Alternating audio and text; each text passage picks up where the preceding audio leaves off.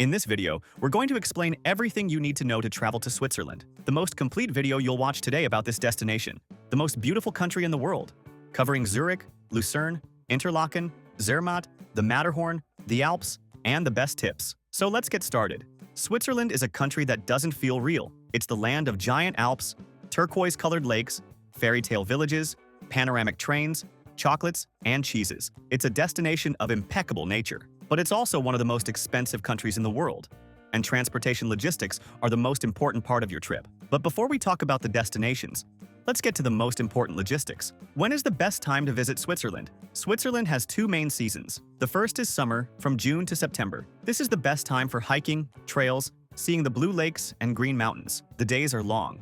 The second is winter, from December to March. This is the time for skiing and seeing the snow-covered mountains. The worst times are the shoulder seasons, like April, May, and November. Many cable cars and mountain hotels close for maintenance, and the weather is unstable. And how many days to stay in Switzerland? Switzerland is small, but full of mountains, and traveling by train takes time. For a first trip, focusing on the three main regions, Lucerne, the Jungfrau region, and Zermatt, the bare minimum we recommend is 7 full days. But to do it calmly, the ideal is 10 to 14 days. Mandatory documentation. To enter Switzerland, which is part of the European Schengen area, you need two things. First, a valid passport with at least 3 months of validity after your departure date. Many nationalities do not need a visa to stay for up to 90 days as tourists. And second, travel insurance. Travel insurance in Europe is mandatory under the Schengen Treaty, with a minimum coverage of 30,000 euros. They can ask for proof of your insurance at immigration. We never travel without it, and in the link in the description, there's the comparator we use that always finds the insurance at half the price. And be aware, soon, an electronic travel authorization called TIAS will also be mandatory for many nationalities, so check on that before you travel. Staying in a good area will make your trip much easier. You'll be close to all these tourist spots. Switzerland is very expensive, so location is key. The first option is to stay in the big cities, like Zurich or Geneva. The pro is the logistic of arrival and departure, as the airports are there. You have more museums and restaurants. The con is that you'll be far from the real attraction, which is the Alps. You'll spend 2 to 3 hours on a train to get to the mountains. The second option is to stay in the tourist-based towns, like Lucerne or Interlaken. The pro is that they are the logistic hub of their regions. Lucerne is perfect for exploring Lake Lucerne and Mounts Pilatus and Rigi. Interlaken is the gateway to the Jungfrau region, being a 20-minute train ride from Grindelwald. The con is that they are very touristy. The third option, our favorite, is to stay in the alpine villages, like Grindelwald, Wengen, or Zermatt. The pro is waking up in the middle of the Alps, with incredible views from your window. The con is the logistic with luggage, as many of these villages, like Wengen and Zermatt, are car-free. You'll have to leave your car in an expensive parking garage, which costs about 40 Swiss francs per day, and take a train anyway. We created this custom map, which explains exactly which is the best region in each of these areas. If you stay in this marked area, you can't go wrong. We'll leave the link to this map here, on the QR code, on the screen, and in the video description. We created it on the hotel site we always use, as it always has the best prices. There, you can put in your travel dates and see all the hotel options within that location, at the lowest prices. We'll also leave links to the hotels where we've stayed. In every destination, we always recommend one that is very cheap and super well located, and another that's a bit nicer, in the same location, but a little more expensive. They are great options. An important tip to save on lodging is the advanced booking strategy. The good hotels with a Matterhorn view or in Grindelwald sell out many months in advance. This is why we love using this website. Besides having the lowest prices, it has free cancellation for almost all hotels. You can book as early as possible to guarantee a much lower price. And if you need to cancel later, it's super easy and costs nothing. And remember that in the link below, we always organize everything you need to plan your entire trip for the best price. The sites we use to plan our trips and that have everything much cheaper: international travel eSIM, travel insurance at half price, tickets for all the attractions we mentioned, the good and cheap hotels we've stayed at, the car rental comparator, and the global account to carry Swiss francs paying much lower fees. And the links already contain automatic discounts, as we are always updating them. So save this page to your favorites and use it when planning. It will make your trip much easier and save you a lot of money. Now let's talk about transportation. How to get around Switzerland. Here is the most important tip of all. Switzerland is not a country for cars. The best way by far to travel is by train. The Swiss train system, the SBB, is the best in the world. Punctual, clean, and connects absolutely everything. The first reason not to rent a car is that many alpine villages like Zermatt, Wengen, and Mürren are car-free. You will be forced to leave your car in an expensive parking garage, which costs about 40 Swiss francs per day, and take a train anyway. The second reason is the cost. Gas and parking are extremely expensive. The answer for transport in Switzerland is the Swiss Travel Pass. It's a train pass that you buy for a fixed number of days, like 3, 4, 8, or 15 days. It gives you unlimited travel on all public trains, buses, and boats in the country, and free entry to over 500 museums. It is expensive.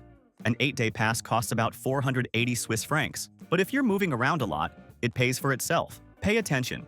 The most famous mountain trains like Jungfraujoch and Gornergrat are not free with the Swiss pass, but the pass gives you a 25 or 50% discount. For those renting, the most important tip is to book in advance online using a price comparator. It's always much cheaper. We'll leave the link to the comparator we use in the description. Now, for the main regions and attractions. The first region is the financial capital, Zurich. Zurich is the largest city in Switzerland and the gateway. The number one attraction is the Altstadt, or Old Town. It's split by the Limmat River. The logistic is to walk. Entry is free. The second attraction is the Bahnhofstrasse. This is the main shopping street.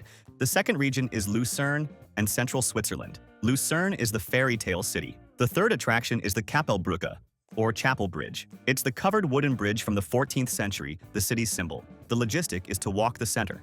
It's free. The fourth attraction is Mount Pilatus. It's the mountain that dominates Lucerne. The logistic is to do the Golden Round trip. You take a boat on the lake, go up the world's steepest cogwheel railway, and come down by cable car. The whole trip costs about 110 Swiss francs, but you get a 50% discount with the Swiss Travel Pass. The third region, and the most famous, is the Jungfrau region, based in Interlaken. The fifth attraction is Jungfraujoch, top of Europe. This is the highest railway station in Europe, at 3,454 meters. The attraction is the 2-hour train ride that goes up inside the Eiger Mountain. At the top, you visit an ice palace and see glaciers. The logistic is to take the train from Grindelwald or Wengen. It is the most expensive attraction in Switzerland.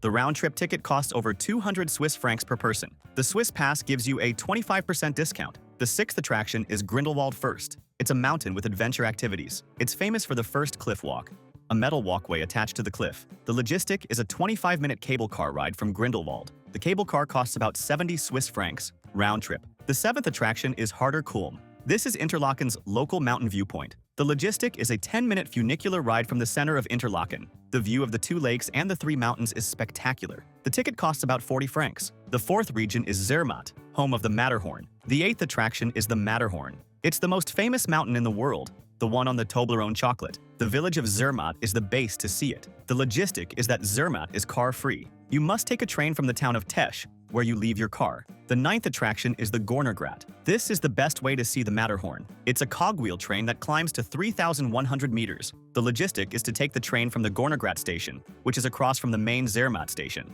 The ride takes 30 minutes. The ticket is expensive, costing about 100 Swiss francs round trip. The Swiss Pass gives you a 50% discount. The fifth region is the Swiss Riviera. The 10th attraction is the Chillon Castle, near Montreux. It's a spectacular medieval castle, built on a rocky island on Lake Geneva. The logistic is to take a bus or a boat from Montreux. The entrance costs about 15 francs, but it is free for those with the Swiss Travel Pass. An important tip that will save you time and money is to buy tickets for attractions and tours in advance. Buying on the spot is always more expensive.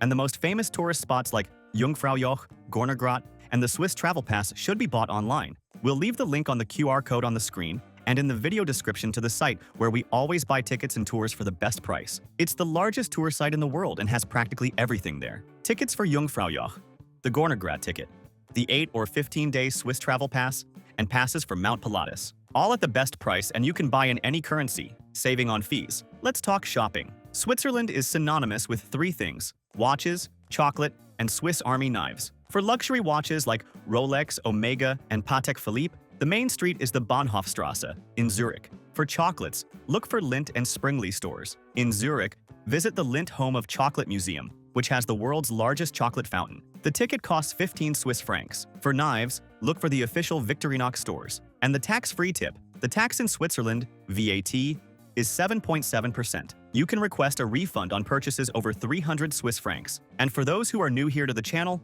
welcome. Our mission is to help you travel more and better around the world. If you're enjoying it, subscribe to the channel and like the video.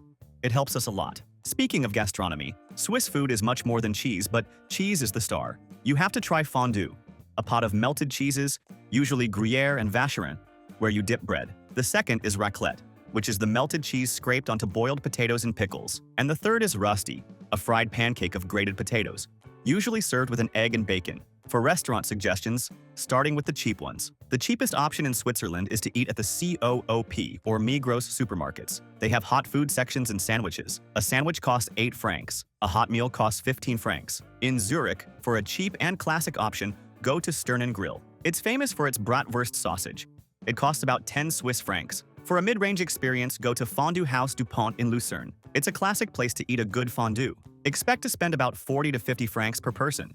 And for luxury in Zermatt, Restaurant Julien is famous for its sophisticated Swiss food, especially the lamb from their own farm. A dinner costs over 100 francs per person. And how much does it cost to eat in Switzerland? It's one of the most expensive countries in the world. Prepare your wallet. A full Big Mac combo costs 15 Swiss francs. A beer in a bar costs 8 francs. A coffee costs 5 francs. There is no cheap menu of the day. A simple lunch at a restaurant costs 30 to 40 francs. A full dinner at a mid-range restaurant will be around 80 to 100 francs per person. And the tip? Service is already included in the bill. Tipping is not mandatory, but it's kind to round up the amount. What about nightlife? The nightlife in Switzerland is very, very quiet. The mountain towns like Zermatt and Grindelwald are focused on restaurants and après-ski bars in the winter, which close early. The liveliest nightlife is in the big cities. In Zurich, the Langstrasse district is where the modern clubs and bars are. In Geneva, the Carouge district has a more bohemian nightlife. Traveling with kids? Switzerland is perhaps the best destination in the world for children. They will love the train and boat trips. In Lucerne,